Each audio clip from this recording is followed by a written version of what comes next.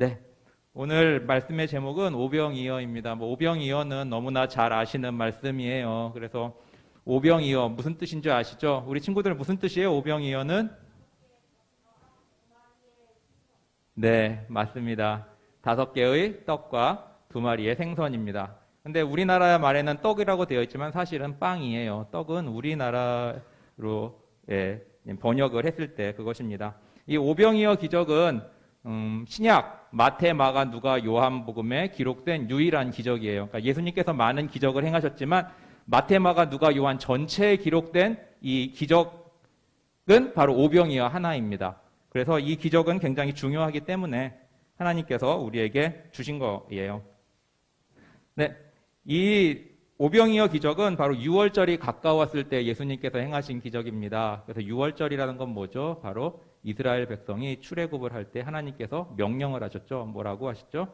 바로 어린 양을 잡아서 그 피를 너희 문지방, 문설주에 발라라. 그러면 그 피가 있는 집은 죽음의 천사가 뛰어 넘을 것이다. 그래서 유월절, 유월, 뛰다. 그래서 유월절이 된 겁니다. 그래서 이 유월절은 하나님께서 구원의 날, 그리고 승리의 날로 이스라엘에게 주신 날이에요. 그래서 하나님께서는 출애굽기에서 그 날을 너희의 첫째 달로 지켜라 라고 했습니다. 첫째 달. 근데 그 유월절이 언제냐면은 오늘날로 말하면은 4월이에요. 그래서 올해 2022년 6월절, 이스라엘 지금도 6월절 지키거든요. 그래서 이스라엘의 6월절은 2022년 4월 15일 저녁에서부터 22일까지가 바로 6월절 절기입니다. 그러니까 그 시기 어간에 예수님께서 이 오병이어 기적을 행하신 거예요. 근데 그 지역이 어디였냐? 네, 바로 벳세다라는 곳입니다. 그럼 벳세다를 한번 보려고 하는데 우리 지도 한번 보여주세요. 여러분들 이스라엘이 어디에 있어요? 네, 저기 동그라미 쳐진 곳이 바로 이스라엘입니다. 우리나라는 보이나요? 우리나라는 저기 오른쪽쯤에 있죠. 그리고 가운데 보이는 데가 아프리카죠. 그리고 그 아프리카 위쪽에 동그라미, 거기가 바로 이스라엘입니다. 다음 보여주세요. 네, 그래서 그 동그라미 친적을 좀 가깝게 치면은 바로 저기입니다. 그래서 파란 것은 바다, 호수, 위에 있는 거는 갈릴리 바다, 밑에 있는 거는 사해 바다라고 해요. 다음 보여주세요. 네, 그래서 보이시죠? 위에 갈릴리 바다 또는 갈릴리 호수, 그리고 밑에는 사해 바다라고 합니다. 그런데 일어났던 오병이어 기적이 일어났던 곳이 바로 벳세다라고 그랬어요. 다음 보여주세요. 이 벳세다는 어디냐면은 네, 혹시 위쪽에 잘 안 보이는데 위쪽입니다. 위쪽. 그래서 왼쪽으로 보시면은 막달라라는 지역도 있어요. 그래서 여러분들이 성경에서 보여지는 막달라 마리아 있죠. 그러니까 막달라 마리아가 성하고 이름이 아니라 막달라 지역 출신의 마리아다 해가지고 막달라 마리아인 거예요. 왼쪽에 있는 막달라. 그리고 벳세다는 북쪽에서 약간 오른쪽에 있는 곳이 바로 벳세다입니다. 그래서 이 벳세다는 제자들 중에 베드로, 야고보, 그리고 빌립의 고향이 바로 벳세다였습니다. 이때 이 오병이어 기적은 바로 하루 동안에 일어난 일입니다. 하루 동안에 사람들이 예수님이 가는 걸 보고 예수님이다 하고 막 예수님을 쫓아서 달려온 거예요. 예수님이 배를 타고 가시는 걸 보고. 그럼 예수님께서는 사람들이 왜 예수님을 막 쫓아갔을까요? 네, 여러분들 생각해 보세요. BTS 나오면 쫓아가요, 안 쫓아가요? 네, 이경주 목사님은 쫓아가요, 안 쫓아가요? 네, 여러분들. 여러분들이 좋아하는 유명한 사람들 오면은 막 보려고 아니면 사인 받으라고 쫓아갑니다. 예수님도 그 당시에 굉장한 사람이었어요. 미라클 메이커. 여러분들이 미라클 제너레이션 불렀죠. 기적의 세대. 근데 예수님은 그 당시에 누구였냐면 미라클 메이커였습니다. 기적을 일으키는 자, 기적을 만드는 자. 사람들의 병도 고쳐주고 귀신도 쫓아내고. 이러니까 사람들이 뭐 하겠어요? 예수님께 가서 병도 고침받고 귀신 들린 자 쫓아내주고. 그렇게 하기 위해서 예수님을 쫓아갔던 거예요. 근데 그 시기가 언제였냐면은 바로 해가 저물어 갈 때라고 하고 있습니다. 날이 저물어 갈 때. 그러면은 대략 4시 아니면은 그 어간이 되었을 거예요.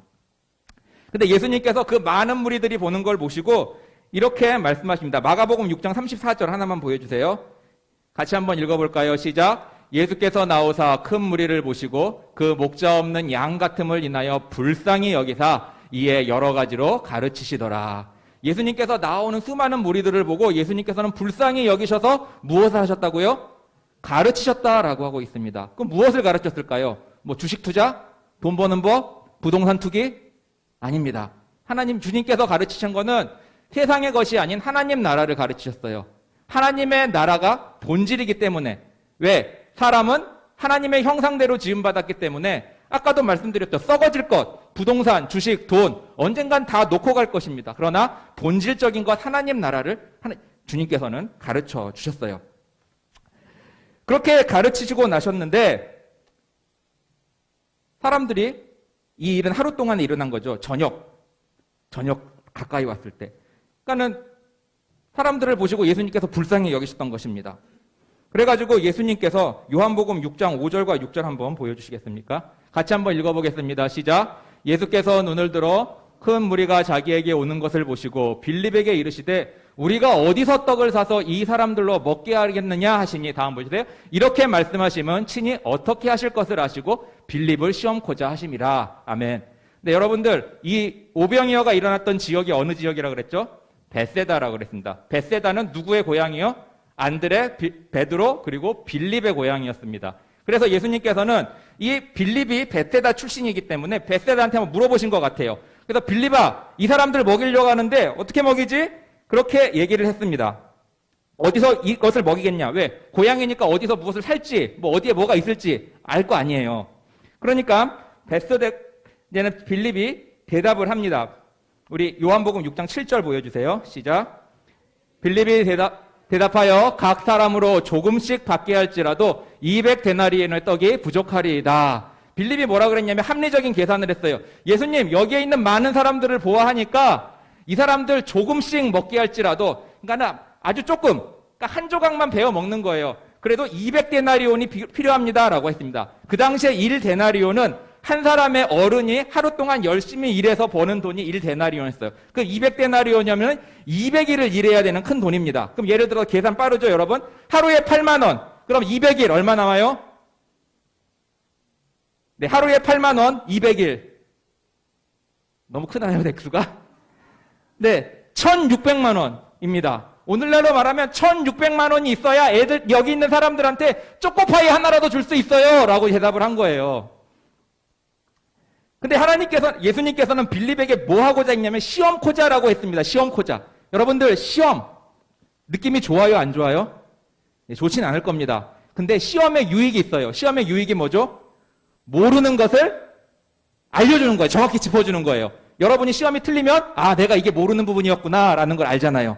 그렇기 때문에 시험은 보완하고 그것으로 하여금 자신을 익히게 하는 그런 기능이 있습니다. 예수님께서 빌립을 시험코자 했어요. 근데 빌립뿐만 아니라 빌립은 그 제자들을 대표한 것입니다. 그래서 제자들로 하여금 시험코자, 그들의 부족한 점, 그들의 깨달아야 할 점을 예수님께서 시험코자 그것을 했던 거예요. 그래서 예수님께서 이제는 마가복음 6장 38절 보여주세요. 그렇게 빌립이 얘기한 걸 듣고 예수님께서는 이렇게 말씀하십니다. 같이 한번 읽어볼까요? 시작. 이르시되 너희에게 떡 몇 개나 있느냐 가서 보라 하시니 알아보고 가로되 떡 5개와 물고기 2마리가 있더이다 하거늘. 아멘. 그래서 예수님께서 빌립의 말을 듣고 제자들한테 말합니다. 너희가 가서 떡 몇 개나 있는지 한번 봐봐 라고 얘기를 했어요. 그럼 제자들이 이제는 갑니다. 예수님의 말씀에 순종하여. 그래서 사람들 군중이 많은 그런 문중 속에서 여러분들 혹시 여기 먹을 거 가지고 있는 사람 있나요? 라고 막 물어본 거예요. 그런데 그때가 아까 뭐랬죠? 언제였다고 그랬죠? 그 오병이어가 기적이 일어난 때가 늦은 오후예요. 그럼 늦은 오후에 사람들이 예수님을 보고 예수님이 보니까는 유명인이니까 달려나갑니다. 그냥 아무것도 준비할 겨를이 없었겠죠. 그런데 늦은 오후 4시나 5시쯤에 먹을 것을 가지고 있는 사람이 누가 있겠어요? 사실 드뭅니다. 도시락, 학교나 가야지 도시락을 가져가거나 아니면은 어디 캠핑을 가라거나 아니면 야외를 가려고 할 때 도시락을 챙겨가는데 저 예수님이다 하고 사람들이 그냥 달려갔던 거예요. 그 시기가 바로 저녁 때 해 저물어 갈 때쯤 4시나 5시쯤 됐을 것입니다. 그러니까 사실 많은 사람이 있다 할지라도 먹을 것을 갖고 있는 사람은 드물었어요. 그런데 요한복음 6장 8절에서 9절 보겠습니다. 다음 보여주세요. 같이 읽어볼까요? 시작. 제자 중 하나 곧 시몬 베드로의 형제 안드레가 예수께 여짜오되 여기 한 아이가 있어 보리떡 5개와 물고기 2마리를 가졌나이다. 그러나 그것이 이 많은 사람에게 얼마나 되겠삼나이까. 네. 이렇게 제자들이 거기 먹을 거 가진 사람 혹시 없습니까? 라고 했는데 누구? 한 아이. 성경에는 소년입니다. 한 소년이. 여기서 소년은 10대 초반. 대충 여러분 또래의 아이들이에요. 그 아이가 가지고 있는 거예요. 그래서 그것을 빌립이 손을 들었겠죠. 저 좀 있는데요. 그러니까는 빌립이라는 제자가 예수님께 데리고 온 겁니다. 그럼 여러분 생각을 해보세요. 한번 상상의 나래를 펴보세요. 그 아이가 왜 도시락이 있겠어요? 그 늦은 시간에 4시나 5시쯤 되어 있는데 왜 그 아이가 도시락이 있을까요? 네, 상상을 해보면은 여러 가지가 아마 생각날 것입니다. 네. 여러분들 주중에 뭐 해요? 주간에? 9시부터 뭐 2시까지. 어디가 있어요? 네. 학교가 있죠? 네, 학교 갑니다. 예수님 시대에도 마찬가지였어요. 예수님 시대에도 어린아이들은 회당에 가서 6살 때는 모세오경을 배우고 그 다음에 10살에는 그 모세오경의 주석인 미시나를 배우고 그리고 15살이 되면은 그 미시나에 대한 또 주석인 게마라를 배우고 그렇게 공부를 했습니다. 여러분들도 교과서가 있으면 전과가 있고 또 전과가 있으면 또 심화학습 문제가 있잖아요. 그렇게 그 당시의 아이들도 회당에 가서 공부했던 시기예요. 그러면 이 아이가 회당 가야 되는데 엄마가 도시락 싸주고 가서 공부하고 점심 먹고 와라 그랬는데 회당 땡땡이 하고 밖에 놀러가 있다가 있었던 것일 수도 있고 또 하나는 가족끼리 그날 함께 예수님 보러 나왔을 수도 있고 그런데 그 도시락은 왜 가족이 다 안 먹었을까요? 그것도 신기하죠? 아니면 그 아이가 가정이 어려워서 저녁까지 일해야 되는 그 아이일 수도 있는 거예요. 그런데 성경에서 보면은 보리떡과 물고기 2마리라고 하고 있습니다. 근데 요한복음에서만 특별히 이 보리떡이라고 말하고 있어요. 다른 복음서에서는 떡이라고 말하고 있어요. 근데 요한복음에는 보리떡이라고 분명히 말하고 있습니다. 그리고 물고기. 그러면은 우리 퀴즈 하나 볼게요. 퀴즈 한번 보여주세요. 네. 다음 중 예수님 시대의 가장 귀한 음식은 무엇일까요? 1. 보리빵, 2. 밀가루빵, 3. 젖소우유, 4. 계란, 5. 생선. 네, 찍어보세요. 네. 1번, 5번, 네. 1번과 5번이 4번도 네네. 많이 있군요. 네. 예수님 시대의 가장 귀한 음식, 그럼 천한 음식부터 말할게요. 천한 음식 1순위가 보리빵입니다. 네. 그러니까 여러분들 예수님 시대에 가장 귀한 거 1번 한 사람들은, 네. 가장 천한 음식을 뽑은 거예요.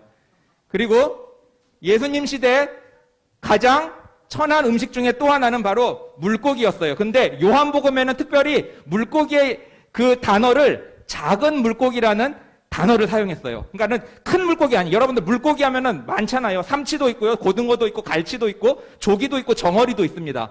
다 물고기라고 하죠. 근데 요한복음에서는 그 물고기가 요리된 작은 물고기, 그러니까 아마 구웠거나 아니면은 뭐 소금에 절였거나 아무튼 그런 물고기였을 거예요. 그러니 그것은 분명히 소년에 먹을 것이었습니다. 소년에 먹을 것. 그럼 다시, 네. 아까 그 퀴즈에서 가장 비쌌던 거, 계란이에요, 계란. 네, 그 당시에는 오직 부유한 사람들만이 계란을 먹을 수 있었다고 합니다. 그리고 젖소우유도 귀했어요. 그 당시에는 양 아니면 염소우유였습니다. 그리고 밀가루빵 역시도 보통 사람들은 잘 못 먹는 거였어요. 근데 계란이 제일 비쌌어요. 네, 근데 여러분들 부활절 계란 때 막 먹죠. 집에서 계란 후라이 해 먹죠. 여러분들은 진짜 부르주아 부자입니다. 그러니까 계란 먹으면서 여러분들 감사해야 돼요. 주님, 저희가 계란을 먹습니다. 예수님 시대의 어린이들이 보면 여러분들은 정말 부러워할 우리 친구들이에요. 근데 그 친구가 그 늦은 시간에 어쩌면 자기가 점력 때까지 생계 전선에서 일해야 하는 그 처해 있는 그러한 상황이었을지도 모르는데 예수님의 그 말씀을 듣고 나서 제자들이 혹시 먹을 거 있는 사람 있나요? 라고 했을 때 선뜻 주님 앞에 내어 드린 거예요. 놀라운 일입니다. 뭐가 놀랍냐면은 수많은 사람들이 있는데 그 수많은 사람들에게 예수님께서 가르침을 선포하셨어요. 하나님의 나라, 하나님의 말씀을 선포하셨습니다. 다 들었어요. 그런데 그 중에 누구만이 그 소년 한 사람만이 자신의 있는 것을 주님께 내어드렸어요.